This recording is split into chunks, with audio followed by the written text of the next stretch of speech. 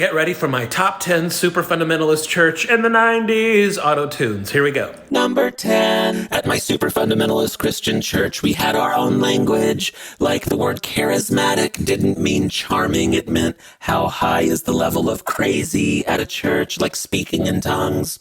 And if we agreed with someone's theology, we would say they were right on, or if we didn't, they were not right on.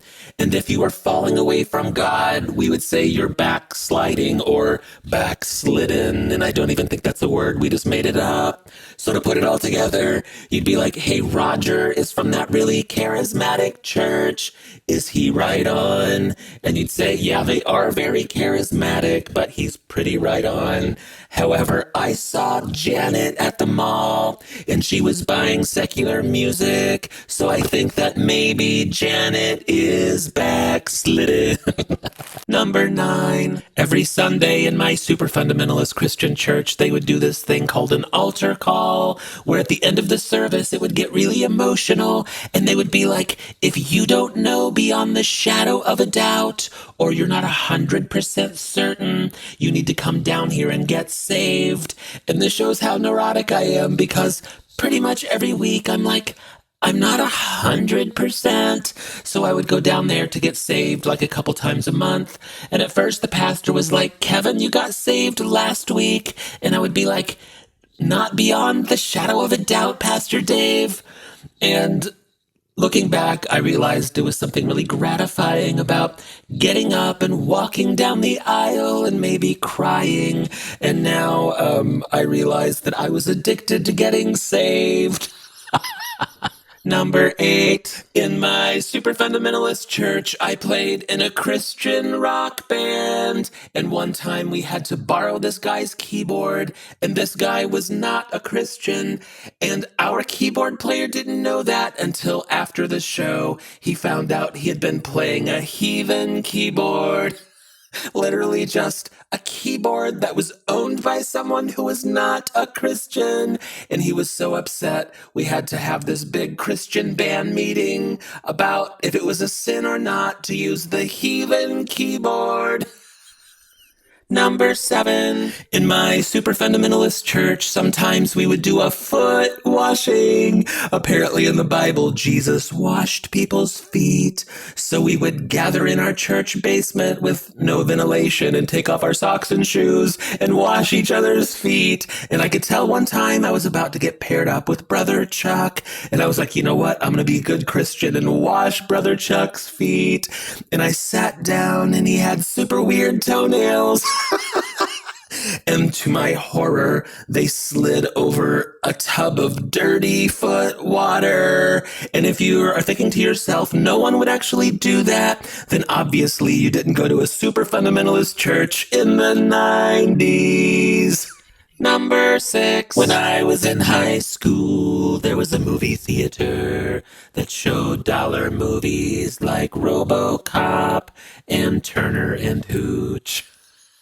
But on the weekend, they had punk bands, and they showed the Rocky Horror Picture Show, and I wanted to go so bad, but that was not allowed in my super fundamentalist Christian church. So I started going anyway, and eventually got caught by my church.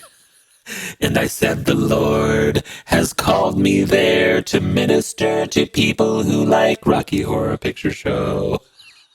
And I totally got away with it for the rest of my high school years. Number 5. In my super fundamentalist church in the 80s, we had these guys come called the Power Team. They were these muscle guys with mullets and tank tops. And they did this show where they broke bricks with their heads and tore phone books in half. And then were like, Jesus gives me the power. So later that day, I grabbed the phone book and went to my bedroom and took a deep breath and said to myself, Jesus gives me the power, and tried to tear the phone book in half. But all I did was sort of make a weird dent in the pages. And later my mom was like, what happened to the phone book? And I never told her that Jesus did not give me the power to tear the phone book in half. Number 4, in my super fundamentalist church when it was the 90s, we took the youth group on a mission trip to New York City. We were like, you know who needs to be saved? People in New York City, and white suburban teenagers from Indiana are the ones to save them. So we put together this clown ministry where each person dressed up like a clown that represented a different sin. So we had premarital sex clown and like drugs clown. And we went to parks in New York City dressed up like premarital sex clown with candy. And it's like, who exactly was the target audience for this clown ministry?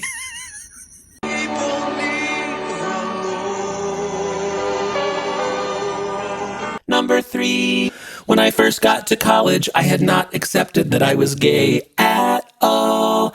And I heard about this book that taught you how not to be gay called Coming Out of Homosexuality. So I went to the Christian bookstore, and of course they didn't have it, so I had to order it, and I paid for the book and left. In my first year of college, I was living in a big house full of guys that all went to the super fundamentalist college church. And this isn't really part of the story, but for some reason, each of them had a lot of guns. And so our whole house was just filled with fucking guns. And I guess it made them feel safer. But for me, it did the exact opposite. And back in those days, there was this machine in your house that was called an answering machine. You might not know what that is, but you have to remember it was the 90s. And this machine was sort of like voicemail, but it played the messages out loud. And I got home one day after class, and all the guys were standing in the kitchen, I guess talking about Jesus with their guns.